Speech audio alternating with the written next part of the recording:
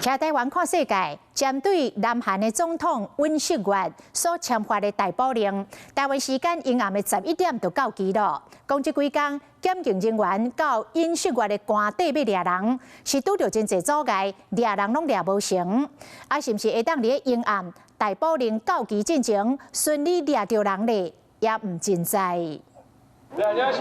支持尹锡悦总统的保守派民众以太极旗和美国新条旗，佮举反中国的标旗，替守伫总统官舍的警务处镇声。因为穿黄色甲执行逮捕令的高级公务员犯罪调查处，想要弄入官舍抓总统，被警务处的人挡伫路口。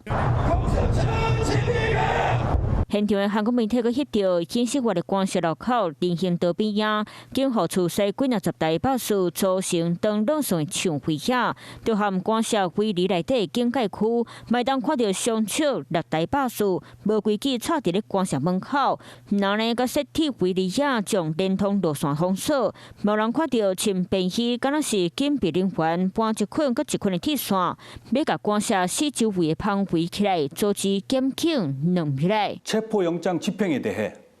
대통령의 절대 안전 확보를 존재 가치로 삼는 대통령 경호처가 응한다는 것은 南韩总统警务处长是尹锡悦，伫2004年任命，伫咧警察学院以全校第一名的好成绩毕业，却认为是一位真正警官。伊要辞掉警察厅副厅长的职务，投身保守阵营选市长，但是落选。担任尹锡悦警务处长，伊就跟对伫咧总统身躯边大部分的公开行程，即马甚至含主流兵役伫咧做对头，阻止检警抓总统。 심지어는 경호처장이 실탄을 장전하여 발포하라고 했다는 터무니없는 주장까지 난무하고 있습니다. 이미 그 공문을 보냈습니다.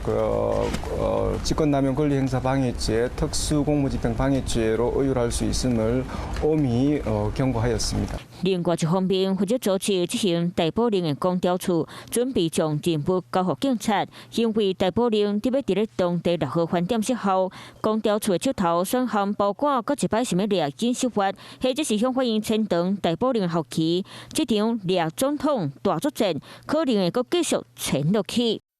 Hello， 我是郑雅芳。想要抢先掌握最及时的新闻资讯吗？赶快订阅、按赞、开启小铃铛，锁定华视新闻 YouTube 频道。